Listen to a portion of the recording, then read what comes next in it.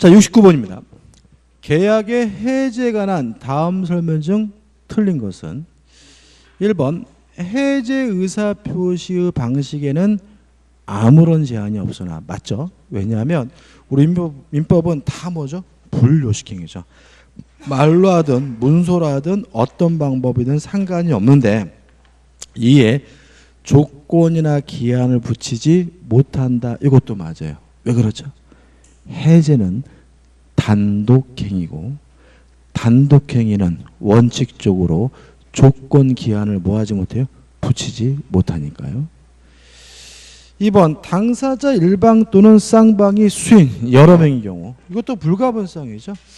긍정적인 것은 한 사람이 부정적인 것은 전원인데 계약을 해지하는 것은 계약을 수급적으로 무효화시키는 것이니까 부정적인 거죠. 따라서 전원이어야 돼요.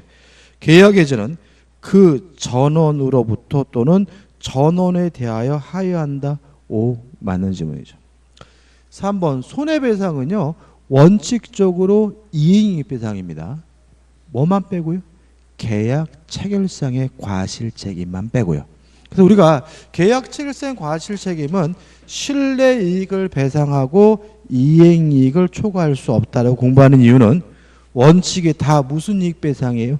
이행이익 배상이기 때문에 그래요. 따라서 3번 해제 시 손해배상은 이행이익을 배상함 및 동설 판례 입장이다. 오, 맞는 질문이죠.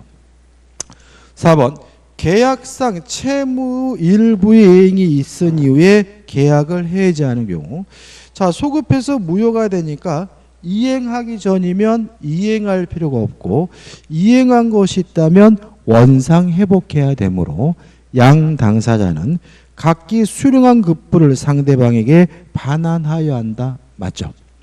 그리고 원상 회복도 청구하고 별도로 또 무엇도 추가로 청구하는 거죠? 손해배상도 추가로 청구하는 거니까 5번 해제로 인하여 계약이 소급적으로 실해되면 해제권자는 손해배상을 청구할 수 없게 된다. X고요. 답은 뭐죠? 5번이 되는 거죠. 근데 이 5번 같은 지문이 나오는 이유는 왜 그런 거예요? 모든 책임은 무엇을 전제해요? 유효함을 전제하잖아요. 그래서 무효가 되면 이행하지 못하더라도 책임질 필요가 없다. 무효면 원칙적으로 뭘 청구하지 못하는 거죠? 손해배상을 청구할 수가 없는 거잖아요. 그죠? 따라서 이런 것 때문에 해제라면 무효가 됐으니까 손해배상을 뭐 할 수 없어요? 청구할 수 없게 된다. 이렇게 지문이 나오는 거죠. 다만 해제는 왜 한 거죠? 채무불이행이어서 한 거니까 해제가 돼서 무효가 되더라도 별도로 뭘 청구할 수 있습니까? 손해배상을 청구할 수 있다는 거 유의하시기 바라고 답은 뭐죠? 5번이 되는 거죠. 70번입니다.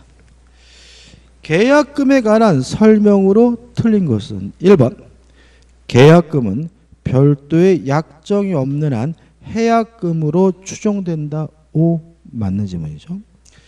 2번 매매 해약금에 관한 민법 규정은 임대차에도 적용된다. 맞아요. 자 왜냐하면 매매는 가장 전형적인 유상계약이죠. 그래서 매매에 관한 민법 규정은 모든 유상계약에 뭐가 되냐면 준용이 돼요. 물론 임대차도 유상계약이니까요. 2번은 맞는 질문이죠. 3번 해약금에 기해 계약을 해지하는 경우 자 해약금을 이유로 계약을 해지하려면 한번 정리해 볼까요? 자 해약금이라는 말은 준 사람 계약을 해지할 수 있는 금전이라는 뜻이고요. 내용은 어떻습니까? 준 사람은 포기하고 받은 사람은 2배 100을 상환함으로써 계약을 해제하는 것이 가능한데 유의하실 것은 언제까지 해제할 수 있죠? 이행 착수 전까지. 이행을 시작하기 전까지 해제할 수 있고 이행 착수 시기에 대해서 우리 판례는 뭐로 이해합니까? 중도금을 지급한 것으로 이해하죠. 그 다음에 해제를 하게 되면 계약이 소급해서 무효가 된다, 실효가 된다는 점은 일반적 해제와 마찬가지인데 이행 착수 전이죠. 이행한 것이 없죠. 따라서 해약금을 이유로 해제하면 이행한 것이 없으니까 원상회복 문제 발생하지 않고요. 또 해약금에 의한 해제는 채무불이행이 아니기 때문에 손해배상도 뭐 할 수 없죠? 청구할 수 없다는 거 간단하게 정리하셔야 되겠죠. 따라서 3번 해약금에 기한 계약을 해제하는 경우에는 원상회복 문제는 생기지 않는다. 5 맞는 질문이죠. 5번부터 볼게요. 5번 계약금만 수령한 매도인이 자 계약금만 수령했다는 말은 아직 중도금이 지급되지 않았다는 거죠. 이행 착수 전인 거죠. 따라서 계속 보시면 계약의 이행을 최고하고 매매 잔금을 지급을 청구하는 소송을 제기했어요. 어디도 중도금이 지급됐다는 말이 없습니다. 따라서 이행 착수 전이기 때문에 다른 약정이 없는 한 매수인은 계약금을 포기하고 계약을 해지할 수 있다. 맞는 지문이 되는 거죠. 답은 뭐죠? 4번입니다. 자, 왜냐하면 자 토지거래 허가구역 내에서 거래를 하면 유동적 무효인데 계약금 계약은 유효하죠. 계약금 계약이 유효하다는 말은 계약금으로서 효과, 해약금으로서 효과는 뭐죠? 인정된다는 의미거든요. 따라서 4번을 보시면 토지거래 허가구역 내 토지에 관한 매매계약을 체결하고 계약금만 지급한 상태예요. 그러면 이 상태에서도 토지거래 허가를 안 받았더라도 계약금 계약은 유효하니까 준 사람은 포기하고 받은 사람은 배액을 상환하고 계약을 뭐 할 수 있어요? 해지할 수가 있는 거죠. 근데 이 지문의 특징은 뭐냐면 거래 허가를 받았어요. 뭘 받았다고요? 토지거래 허가. 그러면 토지거래 허가가 이행 착수일까요? 만약에 토지거래 허가를 받는 것이 이행 착수로 이해된다면 더 이상 해약금 이유로 계약을 뭐 할 수 없는 거예요? 해지할 수 없는 거잖아요. 우리 판례는 토지거래 허가는 이행 착수가 아닌 것으로 이해합니다. 다시 말하면 쌍방이 토지거래 허가를 받았더라도 아직 뭐가 지급되지 않았다면요? 중도금이 지급되지 않았다면 아직 뭐가 없는 거예요? 이행 착수가 없는 거예요. 따라서 여전히 해약금을 위한 해제가 가능하기 때문에 거래 허가를 받은 경우 다른 약정이 없는 한 매도인은 계약금의 배액을 상환하고 계약을 해제할 수 없다는 질문은 뭐가 돼요? X가 되는 거죠. 다시 말하면 토지거래 허가를 받는 것은 뭐가 아닙니까? 이행 착수가 아니라는 거 꼭 기억해 두시기 바랍니다. 답은 4번이죠. 71번입니다. 갑은 을로부터 토지 500평을 매수하였는데 그중 100평이 을의 소유가 아니어서 그 부분의 소유권을 이전받을 수 없게 되었다. 갑이 을에게 주장할 수 있는 권리에 대한 기술로서 틀린 거죠. 계속 매주 반복하고 있죠. 담보 책임에서 가장 중요한 게 뭐죠? 악의 매수인이 할 수 있는 거. 이제 지긋지긋하시죠? 전부 타인의 권리인 경우에 악의 매수인도 뭐 할 수 있습니까? 해제할 수가 있죠. 두 번째, 일부 타인의 권리인 경우에 악의 매수인도 대금, 감액은 청구할 수가 있죠. 세 번째, 매매 목적물에 저당권, 전세권이 설정되어 있었고요. 저당권, 전세권이 실행이 되는 바람에 매수인이 권리를 취득할 수 없거나 상실한 경우에는 악의 매수인도 계약을 해제할 수 있고 손해배상도 청구할 수가 있습니다. 자, 이 문제는 지금 500평을 샀는데 100평이 매도인께 아니래요. 그러면 일부 타인의 권리인 거잖아요. 그럼 머리가 뭐가 떠오르셔야 돼요? 일부 타인의 권리인 경우에는 악의 매수인도 뭘 청구할 수 있죠? 대금, 감액을 청구할 수 있다는 게 떠올라야 되겠죠. 그래서 답은 쉬워요. 5번. 100평의 토지가 을의 소유가 아님을 갑이 알고 있었을 때는 대금 감액을 청구할 수 없다. X에. 그러니까 이게 결국은 담보책임 문제가 굉장히 복잡하고 긴 것 같지만 항상 문제의 답은 결국 뭐가 되는 거예요? 악의 매수인이 할 수 있는 거가 답이 되는 거죠. 나머지 문제 볼까요? 1번. 갑이 선이에요. 선의 매수인은 다 할 수 있죠. 따라서 감액 청구도 할 수 있고 계약 해제도 할 수 있고 손해배상도 뭐 할 수 있습니까? 청구할 수가 있죠. 2번 제척기간은 1년이죠. 물론 선이면 언제부터 1년입니까? 안날로부터 1년. 악이면 언제부터 1년이에요? 매매 한 날로부터 1년이잖아요. 2번 갑이 선인 경우 을에 대한 담보 책임은 사실을 뭐예요? 안날로부터 1년 이내 행사해야 된다. 맞고요. 이 1년은 소멸시효가 아니라 제척기간이기 때문에 3번도 맞는 질문이고요. 4번 400평의 토지만으로 갑이 이를 매수하지 않았을 것이라는 사정이 있고 갑이 선이라면 계약을 해지할 수 있다. 선이면 뭐 할 수 있어요? 다 할 수 있는 거죠. 그래서 답은 뭐죠? 5번이 되는 거죠. 72번입니다. 자, 교환인데요. 교환에 대해서는 민법에 아예 규정 자체가 거의 없습니다. 왜 그렇죠? 매매에 관한 민법 규정이 그대로 뭐가 돼요? 준용이 되기 때문이죠. 그죠? 그래서 교환에 대해서는 그냥 개념만 규정하고 있고 교환에 관한 문제는 뭐로요? 매매에 관한 민법 규정으로 해결하고 있어요. 그래서 만약에 문제가 나왔는데 뭔 소리인지 모르겠어요. 교환이 왠지 까다로운 것 같아요. 그러면 뭐로 바꿔서 읽어서 기억하면 돼요? 매매로 바꾸면 되는 거예요. 그럼 이 문제는 너무나 쉬워. 72번 갑은 자신의 2억 원 상당의 건물을 을의 토지와 교환하는 계약을 체결하면서 을로부터 1억 원을 보충하여 지급받기로 했다. 다음 설명 중 틀린 거죠. 그러면 교환이니까 매매에 관한 민법 규정이 그대로 적용이 되니까 2번 갑을은 특별한 사정이 없는 한 서로 하자 담보 책임을 지지 않는다. X가 되는 거죠. 당연히 매매니까 뭘 봅니까? 담보 책임 부담해야죠. 답은 뭐죠? 2번인 거죠. 나머지 것들이요. 자, 우리 민법은 다 뭐예요? 불로식이잖아요. 1번 갑을사의 계약은 불요식 계약이다. 헷갈려요? 매매는 불요식이다. 이렇게 생각하면 되겠죠. 그 다음에 3번 자 보충금을 안 주는 건 채무불이행이죠. 채무불이행이 있으면 계약을 뭐 할 수 있어요? 해지할 수 있는 거니까.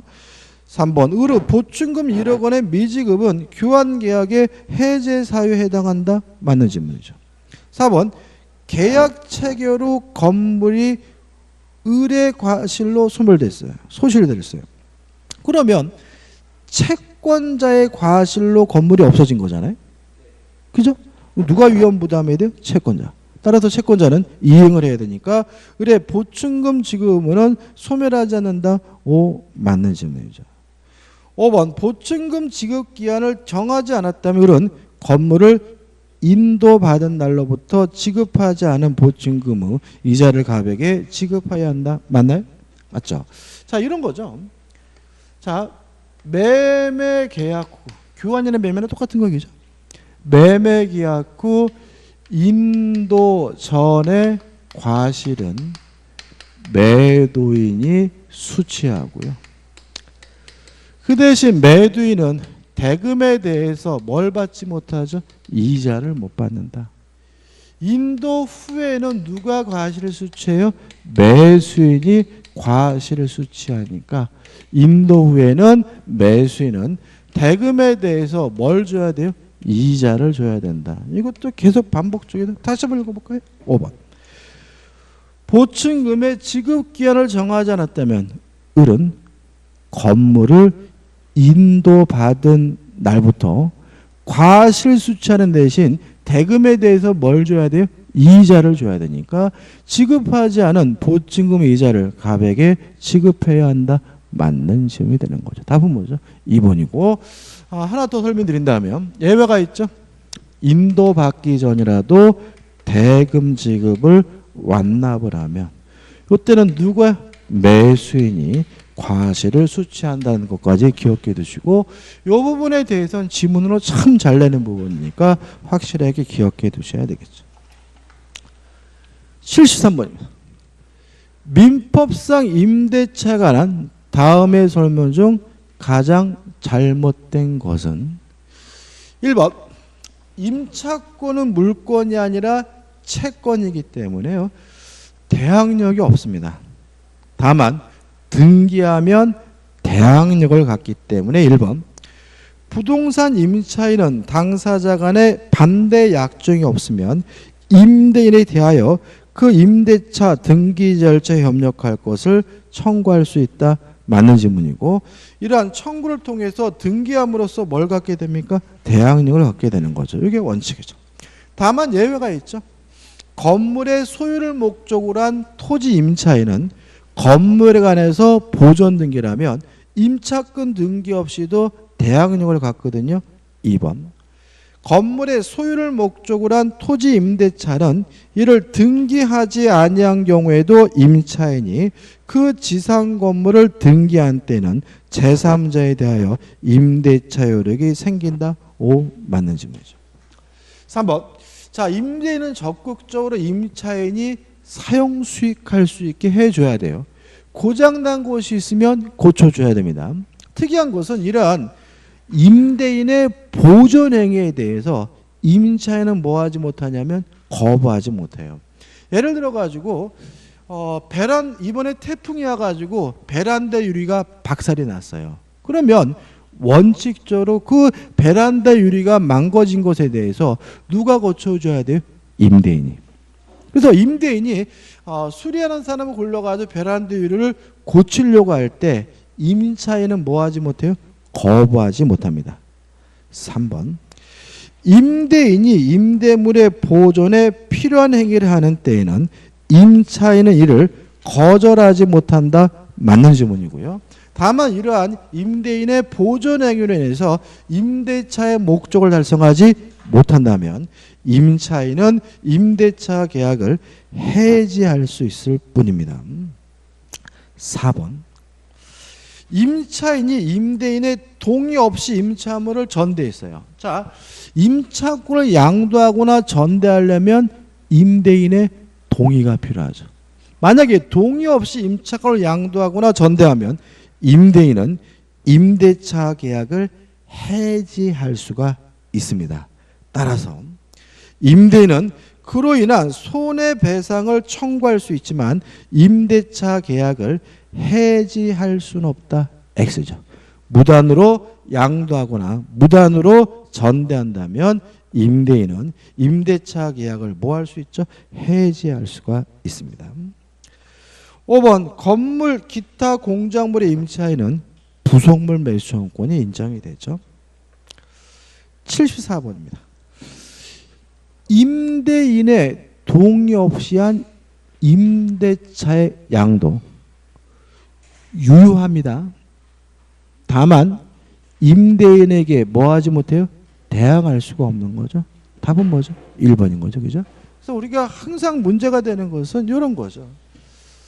갑이 을과 만나가지고 임대차 계약을 해서 을이 임차인인데 만약 임차권을 병에게 양도하거나 또는 전대하려면 임대인으로부터 동의를 받아야 되는데 동의를 안 받았어요. 그러면 갑은 을과의 임대차 계약을 뭐 할 수 있죠? 해지할 수가 있죠. 그 다음에 요 양도 전대 자체는 무효가 아니라 뭐죠? 유효라는 점이죠. 왜냐하면 만약에 양도 전대 자체가 무효면 을은 병에게 아무런 책임을 지지 않는다라는 이상한 논리가 생기거든요. 우리가 타인 소유물의 매매가 유효한 이유는 무효면 무엇도 발생하지 않아요? 책임도 발생하지 않아서잖아요. 그죠? 따라서 요 동의 없이 이루어진 양도 전대 자체는 무효가 아니라 뭐죠? 유효하기 때문에 을은 병에게 갑으로부터 동의를 받아줄 책임을 부담해요. 동의를 받지 못했다면 병에게 담보 책임이라도 져야 된다는 의미에서 양도 전대 자체는 뭐죠? 유효한 거죠. 다만 병은 자신의 권리를 가지고 갑에게 뭐 할 수는 없어요? 대항할 수는 없죠. 그래서 갑은 병에게 자신의 소유권을 이유로 병에게 나가라는 의미에서 뭐 할 수 있습니까? 반환을 청구할 수가 있는 거죠. 따라서 1번 원칙적으로 뭐 합니까? 유효하나 임대인에게만 대항할 수 없다. 이게 뭐죠? 맞는 지문이고 조심하셔야 됩니다. 자, 이제 75번입니다. 주택 임대차에 관한 다음 설명 중 옳지 않은 거죠. 자, 전세권은 경매권이 있지만 전세권자가 경매를 신청하려면 먼저 집을 비워줘야 된다 그랬죠. 왜요? 전세금의 반환과 목적물에 반환은 동시이행 관계이기 때문에. 그래서 전세권에 치명적인 문제점이 있습니다. 그래서 주택임대차보호법이나 상가건물 임대차보호법은 법에 규정하고 있어요. 집을 비워주지 않아도 경매를 신청할 수 있도록요. 그러면 주택임차인이나 상가건물 임차인은 언제 집을 비워주면 되냐면 보증금을 실제로 수령할 때 비워주면 되는 거죠. 다시 말하면 주택 임차인이나 상가 건물 임차인은 집을 비워주지 않더라도 뭐 할 수 있습니까? 경매를 청구할 수가 있고요.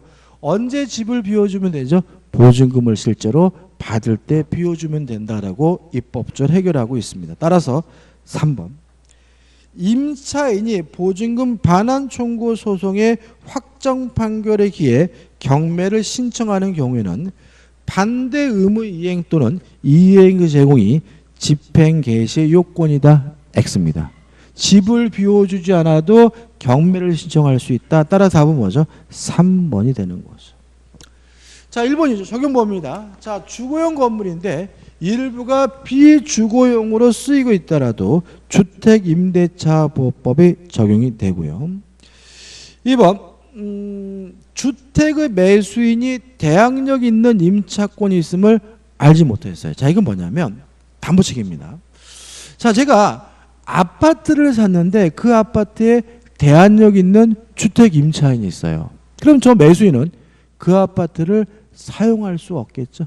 이때는 선의 매수인이라면 계약을 해지할 수도 있고 손해배상도 청구할 수 있습니다. 물론 악의 매수인에게 인정되는 것은 없어요. 따라서 알지 못하였고 선이란 얘기죠. 이로 인하여 계약의 목적을 달성할 수 없으면 계약을 해지할 수 있다. O 맞는 질문이죠.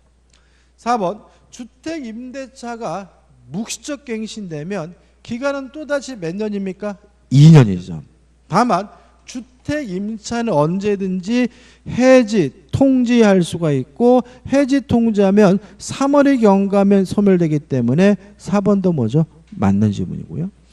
5번 주택 임차권에만 사실혼 관계에 있는 배우자에게 임차권 승계 제도를 인정합니다. 자, 사실혼 관계에 있는 배우자에게 임차권 승계 제도가 인정되는 것은 뭐만 그렇다고요? 주택 임대차만. 상가 건물 임대차 그런 규정 없습니다. 민법상 임대차도 그런 규정 없고요. 전세권에도 그런 규정 없어요. 오로지 뭐만요? 주택 임차권에만 사실혼 관계에 있는 배우자에게 임차권 승계 제도가 인정이 되는데 어떻게 됩니까? 임차인이 사망했는데 상속인이 없으면 단독으로 승계받고 상속인이 있는데 함께 안 살았다면 가정 공동생활하지 않았다면 이촌인의 친족과 공동으로 승계를 받기 때문에 5번 홀로 생활하던 주택 임차인이 사망하면 그 상속인은 당연히 뭐예요? 임차권을 승계받겠죠? 임차인과 가정 공동생활하지 않고 있더라도 임차인의 권리 의무를 승계한다. 맞는 질문이고 사실혼 관계에 있는 배우자는 만약에 임차권을 승계를 받으려면 뭘 해야 돼요? 함께 살았어야 됨을 주의하시기 바랍니다. 답은 뭐죠? 3번이죠. 76번. 저번 주에도 제가 비슷한 문제 냈습니다. 그죠? 안 풀어보셨어요? 저번 주에도 거의 똑같은 문제를 했어요. 그냥 똑같은 문제인데 갑을 병정만 바뀌어 있어요. 볼까요? 갑을 채권자라는 소액의 저당권이 설정된 을의 아파트를 병이 임대기간 2년으로 임차하여 거주하고 있는 중에까지 끊어볼까요? 자, 그러면 이런 거는 뭐가 중요하다고요? 순서가 중요하다 그랬죠, 그죠? 그래서 지금 맨 앞에 갑 앞으로 뭐가 설정되어 있죠? 저당권이. 그러고 나서 병이 뭘 갖게 됐습니까? 주택 임차권을 갖게 된 거죠. 을이 다시 정으로부터 금전을 차용하고 저당권을 설정해 주었다. 그러고 나서 정 앞으로 뭐가 설정됐습니까? 저당권이. 저번 주에 했던 문제하고 거의 똑같죠? 그죠? 갑을 병정만 바뀌었을 뿐이에요. 그죠? 왜 이렇게 개선되는 거죠? 중요하니까 그런 거예요. 병이 아파트를 이사하면서 즉시 전입신고를 하였으나 확정일자일은 정해 저당권 설정 등기 이후에 받았다. 그러면 병은 임도받았고 전입신고 주민등록을 했고요. 다만 확정일자는 병의 저당권 설정 이후에 받았다죠. 그죠? 그러면 이런 상태에서 경매가 이루어지면 첫째, 모든 저당권은 무조건 소멸된다는 원칙에 따라서 갑소멸하고 정소멸하고요. 주택임차권도 무조건 뭐가 되죠? 소멸된다. 왜요? 용익권의 소멸 여부는 최우선순위 저당권과 비교하니까요. 배당순위는 갑이 1순위고 정이 2순위고 병이 뭐죠? 3순위다. 왜냐하면 주택임차인이 확정일자라면 우선 변제권이 인정된다는 말은 확정일자를 기준으로 해서 뭐가 결정된다는 얘기죠? 배당 순위가 결정된다는 얘기니까. 따라서 옳지 않은 거 1번 갑의 저당권 실행으로 경락된 경우 경락대금에서 병은 갑과 정이 배당받은 나머지가 있으면 배당받을 수 있다. 5점. 2번 정의 저당권 실행으로 경락된 경우 병의 임차권, 갑의 저당권, 정의 저당권 모두 소멸한다. 5점. 3번 정의 저당권 실행으로 경락된 경우 병이 경락대금에서 보증금에 관하여 전액 배당받지 못한 때에는 잔액을 위해 경락인에 대하여 임차권으로 대항할 수 있다. X죠. 그죠? 이유는 뭐죠? 2번에 나와 있죠. 3번, 4번. 자, 그러면 이 병은 저당권이 설정된 후에 주택 임차권을 취득한 사람이니까 뭐요? 제3취득자인 거거든요. 4번. 병은 을이 반대하더라도 을의 갑에 대한 채무를 변제하여 갑의 저당권을 소멸 청구할 수 있다. 맞는 지문이고. 참고로 그러면 지금 얘가 얘한테 돈을 갚으면 경매가 되더라도 안 소멸되죠. 그러면 언제까지 갑의 채무를 변제하면 되냐면요. 경락인이 경락대금을 완납할 때까지입니다. 자, 지금 이게 경매가 진행되고 있어요. 그래서 지금 뭐가 될 판이에요? 경락될 판이란 말이죠. 그러면 병은 언제까지 돈을 갚으면 돼요? 경락인이 경락대금을 완납할 때까지만 갑에게 돈을 갚아서 갑의 저당권을 소멸시키면 병의 주택 임차권은 뭐 되지 않아요? 소멸되지 않는다는 것이 판례 입장입니다. 다시 말하면 경락인이 경락대금을 완납할 때까지만 변제하면 되고요.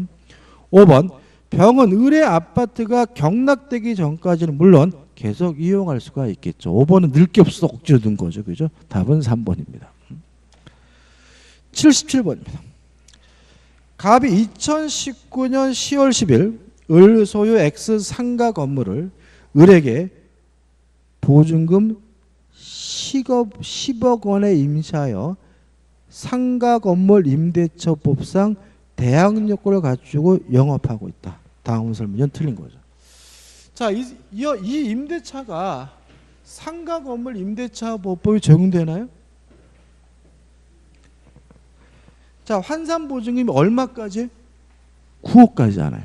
지금 이 사람 보증금이 얼마입니까? 10억이죠. 따라서 이 임차권은 9억을 초과했기 때문에 상가 원칙적으로 상가 건물 임대차 법법이 적용되는 것이 아니라 민법이 적용돼야 되는 뭐죠? 임차권입니다. 다만 예외적으로 최근 개정을 통해서 환산 보증금이 9억을 초과하는 경우에도 상가 건물 임대차 보호법의 규정이 적용되는 게 있어요. 이것도 실제로는 기출문제입니다. 기출문제인데 조금 변형을 했을 뿐인 거예요. 첫째,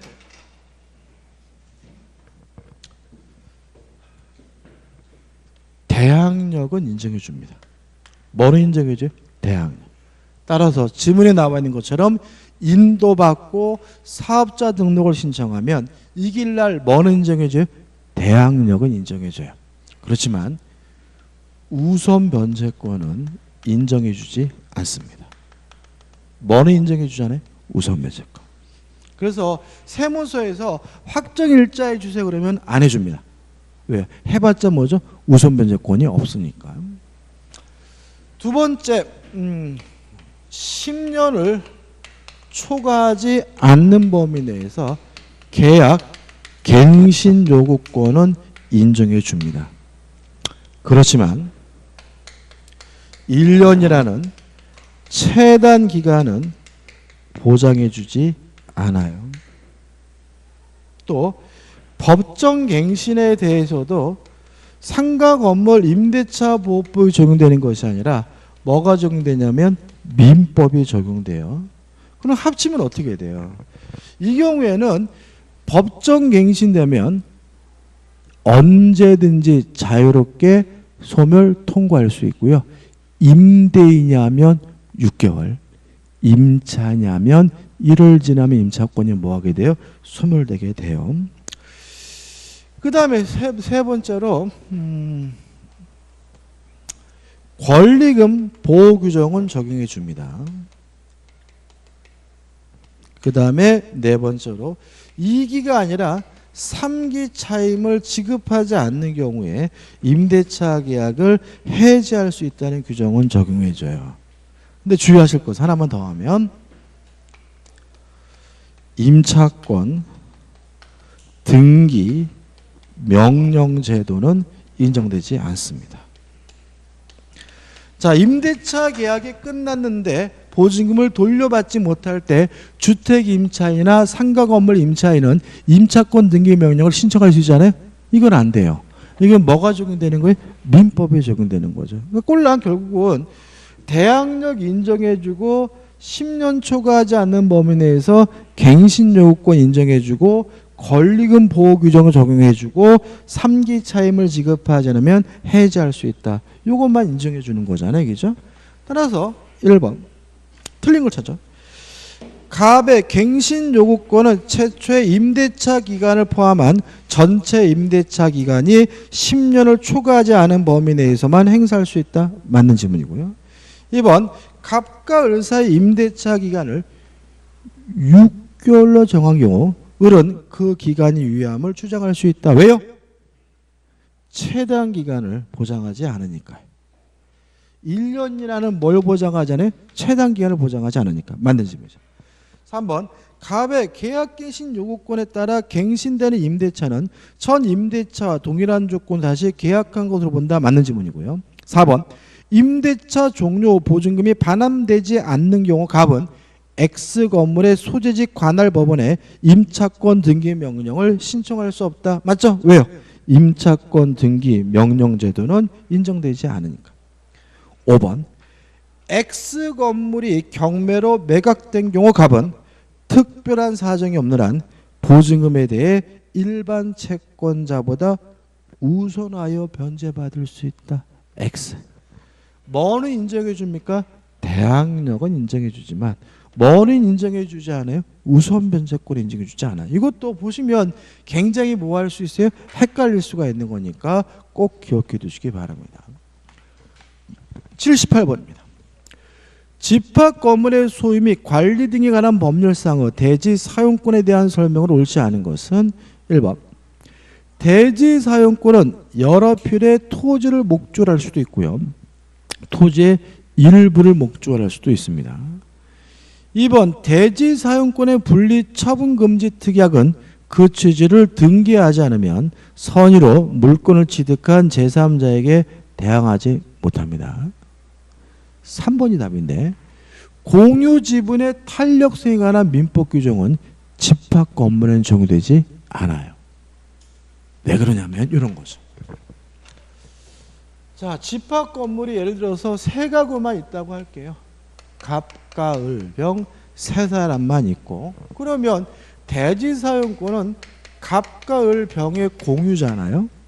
근데 만약에 을이 사망했는데 상속인이 없어요. 그러면 을이 가지고 있던 이 부분은 무주물이고 부동산이기 때문에 누구 거가 돼요? 국가 거가 되겠죠. 그죠? 무주물인 부동산은 누구 거예요? 국가 거잖아요. 근데 만약에 을이 가지고 있던 대지 사용권에 관한 공유 지분이 다른 공유자에게 흡수가 돼버리면 국가는 대지 사용권도 없는 구분 소유권을 취득하게 되는 거죠. 그러면 안 되잖아요. 따라서 공유 지분의 탄력성에 관한 민법 규정이 뭐에는 적용되지 않습니까? 집합 건물법에는 적용되지 않아요. 따라서 을이 가지고 있던 요 공유 지분도 누구 거가 돼요? 국가 소유가 됩니다. 따라서 한번 대지 사용권의 공유자 중 1인이 그 지분을 포기하거나 또는 상속인 없이 사망한 때 그 지분은 다른 공유자에게 그들의 지분의 비율로 귀속한다. X고요. 지분의 비율로 귀속되는 것이 아니라 무주의 부동산이기 때문에 누구 거가 됩니까? 국가 소유가 됨을 주의하시기 바랍니다. 답은 뭐죠? 3번이죠. 4번 공유 지분은 면적의 비율에 따르고요. 5번 대지 사용권 원칙적으로 뭐 할 수 없죠? 분할할 수가 없죠. 그렇죠? 79번입니다. 참 이런 거는 가등기 담보의 가장 기본이죠. 가등기 담보는 기본적으로 저당권이다. 어떤 저당권이냐면 권리, 취득에 의한 실행을 할 수도 있는 특수한 저당권이 가등기 담보, 양도 담보, 매도 담보죠. 따라서 가등기 담보권자는 저당권자처럼 뭐 할 수 있어요? 경매할 수도 있고요. 또 권리 취득에 의한 실행을 할 수도 있고 뭐 할 수 있습니까? 선택할 수가 있는 거거든요. 따라서 1번 담보 가등기 권리자는 반드시 청산 절차에 의하여 담보권을 실행해야 한다. X죠. 왜요? 경매하는 것도 가능하고요. 경매할 때는 이 가등기 담보권자를 뭐로 취급합니까? 저당권으로 취급하게 되는 거죠. 2번 자 권리 취득한 실행 절차죠. 변제기가 경과한 후 실행 통지를 하고 몇 개월 기다려야 돼요? 2달을 기다려야 되죠. 이 2달 기다리는 기간은 우리가 뭐라 그러죠? 청산기간이라고 하니까 2번은 뭐죠? 맞는 지문이고요. 그 다음에 3번 청산기간이 경과된 후에 청산금을 지급하고 자기 앞으로 본등기를 해야 비로소 소유권을 취득하고요. 가등기 담보권자가 자기 앞으로 본등기를 하려면 청산기간이 경과돼야 되므로 3번도 뭐죠? 맞는 지문이고요. 그 다음에 4번입니다. 자, 읽어볼게요. 4번. 담보 부동산에 관하여 이미 채권자 명의로 소유권 이전 등기가 격려되어 있어요. 양도 담보죠. 매도 담보죠. 그죠? 이미 채권자 앞으로 뭐가 되어 있다고요? 등기가 되어 있다고요. 그럼 이건 뭘 말하는 거예요? 양도 담보. 그러면 양도 담보권자는 이미 자기 앞으로 뭐가 되어 있어요? 등기되어 있으니까 언제 소유권을 갖습니까? 청산금을 지급했을 때 소유권을 갖겠죠. 왜요? 본등기 되어 있으니까. 따라서 채권자는 청산기간 경과 후 청산금을 채무자 등에게 지급한 때에는 목적 부동산의 소유권을 취득한다. 맞는 지문이 되는 거죠. 다시 말하면 가등기 담보권자는 아직 자기 앞으로 등기가 안 돼 있으니까 본등기를 해야 뭘 가져요? 소유권을 갖고. 양도담보, 매도담보권자는 이미 자기 앞으로 본등기가 되어 있으니까 청산금을 지급하는 순간 뭘 갖게 되는 거죠? 소유권을 갖게 되는 거죠. 그 다음에 5번 후순위 권리자는 가등기 담보가 실행되면 무조건 뭐가 되죠? 소멸되고요. 청산금에서 돈을 받게 되니까 5번도 맞는 지문이 되겠죠. 넘기시면 이제 오늘의 마지막 문제 80번. 자, 양자가 명의신탁이죠.